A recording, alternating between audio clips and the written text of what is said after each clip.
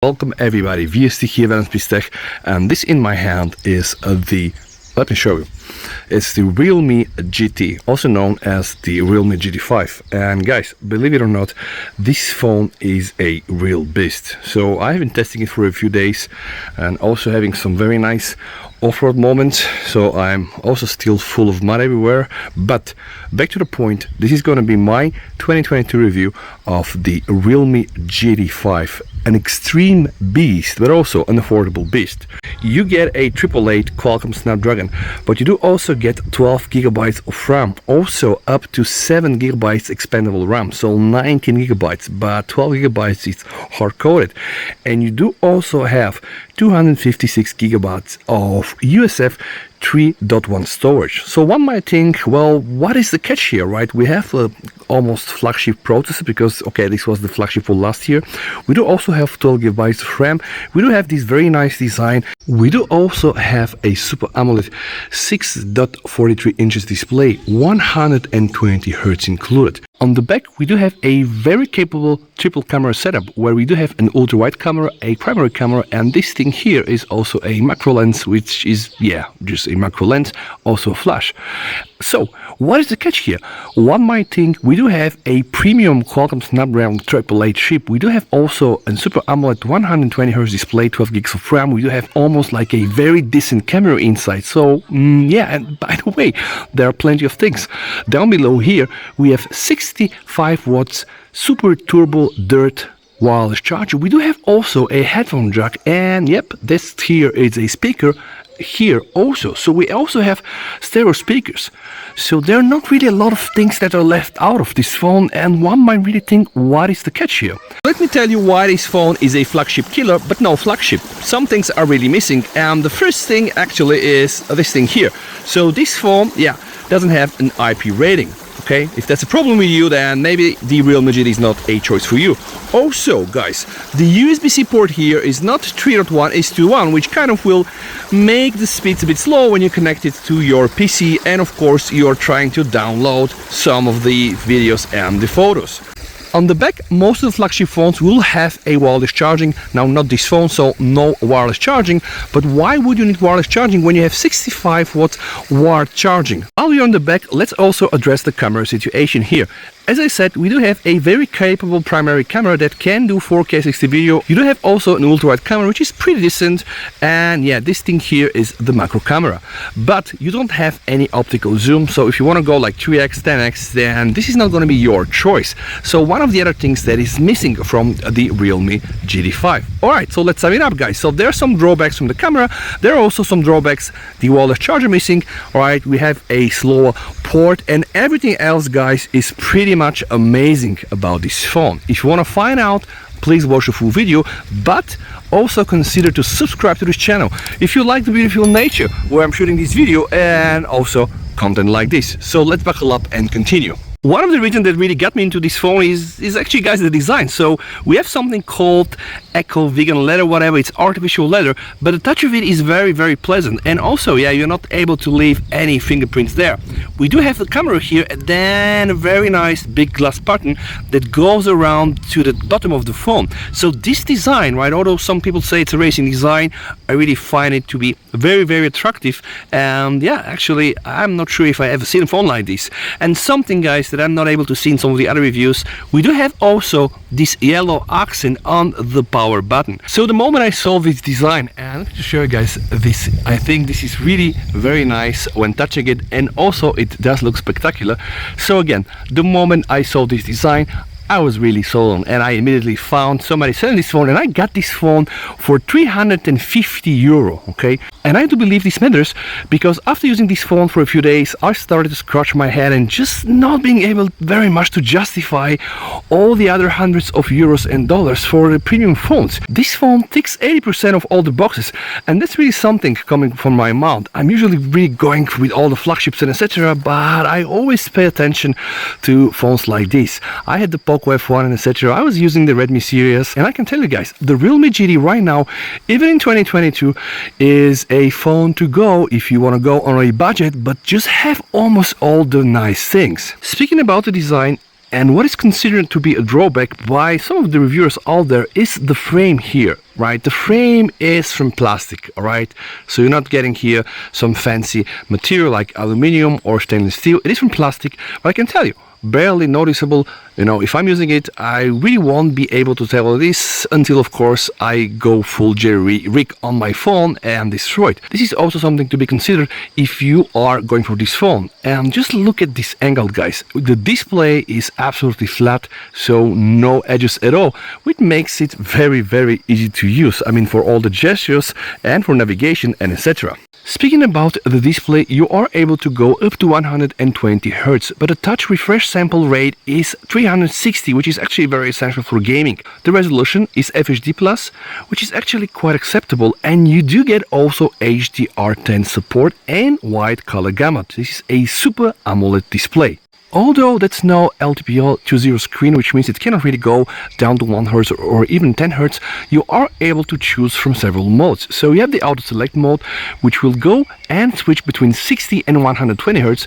You are able to choose a standard mode running only on 60 Hz, and yeah, for all the nerds out there, you are able to just run everything on 120 Hz for a smoother operation. Of course, yeah, you're gonna pay the price with the battery consumption. And speaking about the battery, this beast here has a 4500 mAh of battery, while combined with the 5G and with the 120 Hz, this can go almost up to 1 day.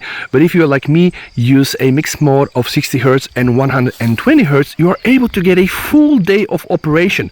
Battery management is really very impressive, and again, the Super Dirt Ward 65 watts charging is just impressive. I was able to get from 0 to 100 with, I think, 39-40 minutes. I think they advertise 35, but I think it's gonna be more, around 40 minutes. But this is just impressive. And even short top-ups of like 10-15 minutes are gonna get you like 40% of battery. So absolutely incredible. This here is the Super Dirt, and as I told you guys, it does support 65 watt charging. Let me show you the magic.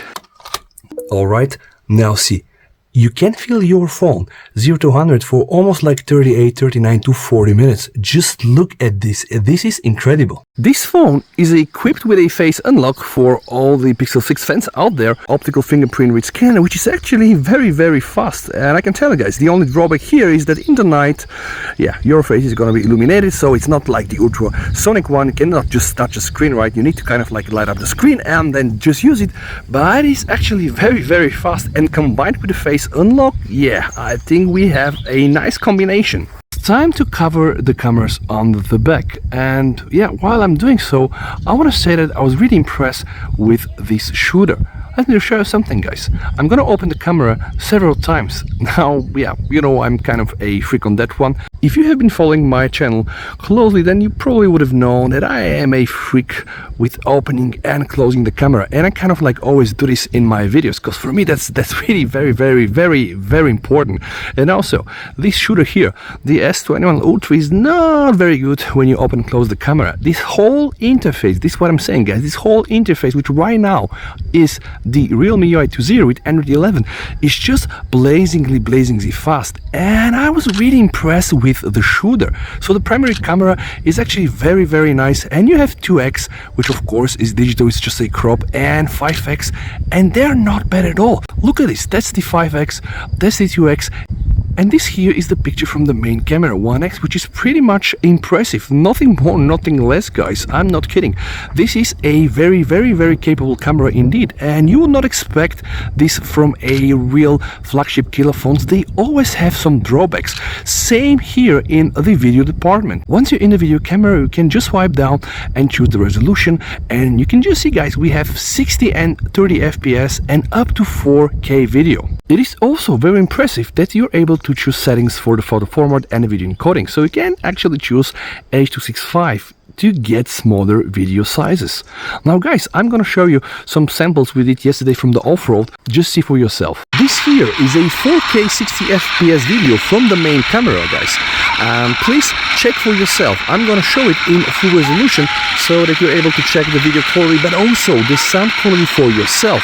Please know that at some point I'm also gonna go and use the 2x camera and then also the 5x camera so that we are able to see how well the Realme GT can handle image and video stabilization in this case.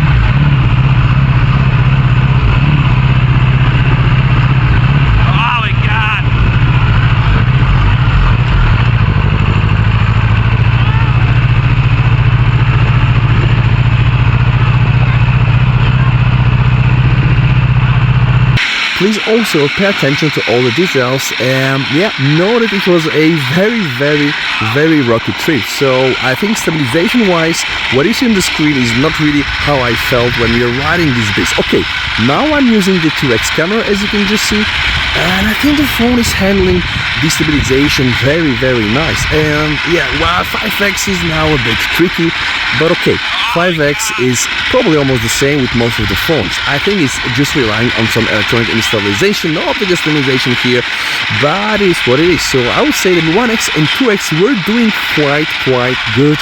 5x not so much, and the 1x pure 4K 60 FPS video was really rocking it. So now I'm back to 2x and then I'm gonna switch to 1x. 1x is pretty much amazing and I really do hope that you enjoy this trip. The shots from the main camera are very detailed and impressive, and if you're shooting nature on landscape, well, this phone is gonna get you covered. The macro mode though is a bit artificial. It kind of tries to draw some of the lines and the images are washed out. This is also one of the macro pictures. It is not bad, but as you can see here, the details are too blurry and washed out. Another macro picture where I think this is very obvious, but you know what? They are not bad. This here is also a macro shot, so they are not bad, but do we really need to have a dedicated macro camera? If you ask me, well, probably not really, but else we would not have this triple camera setup. So this is the reality. When we go to more and ultra macro, this is what we get, and you always need to be like 4 centimeters from the object that you're shooting. Well, if you are into macro pictures, I don't think that this camera is gonna let you down. If you ask me, I'll probably just go for the 3x and 10x that we have in the S22 Ultra, but hey, this here, remember, it's not a flagship, it's a flagship killer. Well, this is why I like shooting in the nature, guys. Well, it's gone.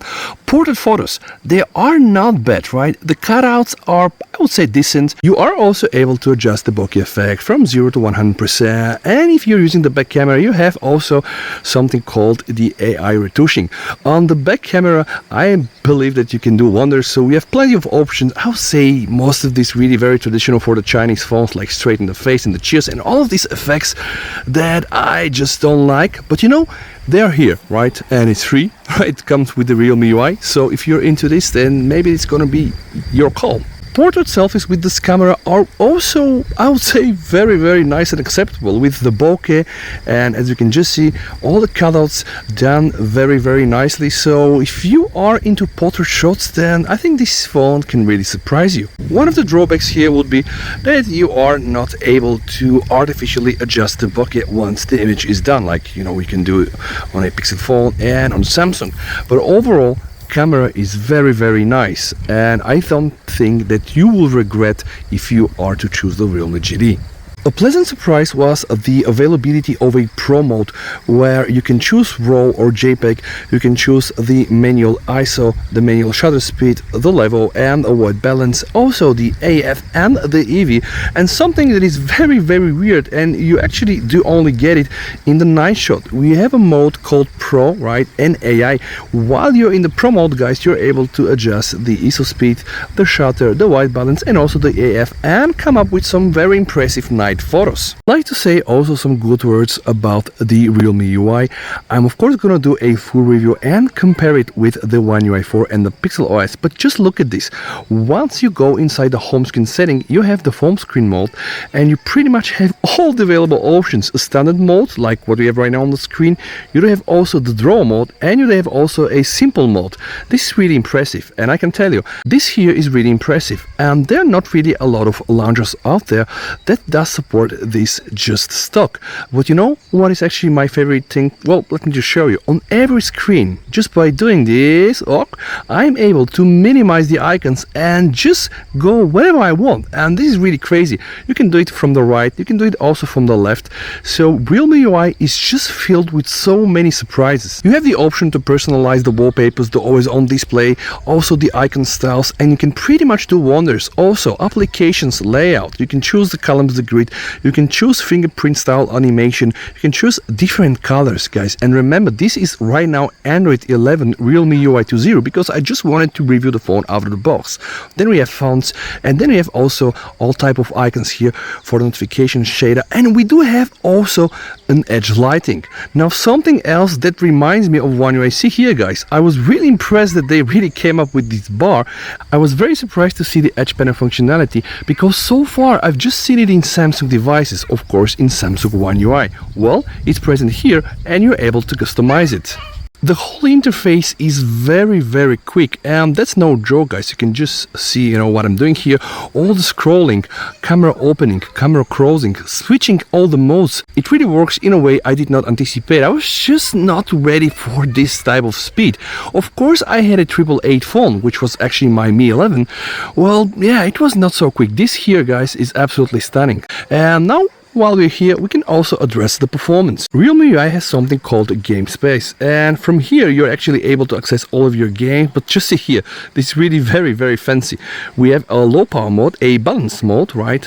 And see what happens when I press the Pro Gamer mode. Boom! With this animation, you pretty much have a feeling that you're just taking off. I have been playing Apex Legends, no problem at all, 50 to 60 frames. Also Asphalt, and one of my favorite games recently, Aorus Odyssey, where you can just play this with one finger and of course try to not crush like me. So everything is running very smoothly. Aorus Odyssey is actually able to support 120 Hz, well, which is amazing on this type of screen. But again, Call of Duty Mobile, Apex Legends, you can expect to have a very nice performance with a phone like this. 12 GB of RAM and the Snapdragon 888 will guarantee that the experience will not be compromised. But also, Realme claim that they do have something called a stainless steel cooling system with some layers, and I can tell you guys, it's pretty much effective.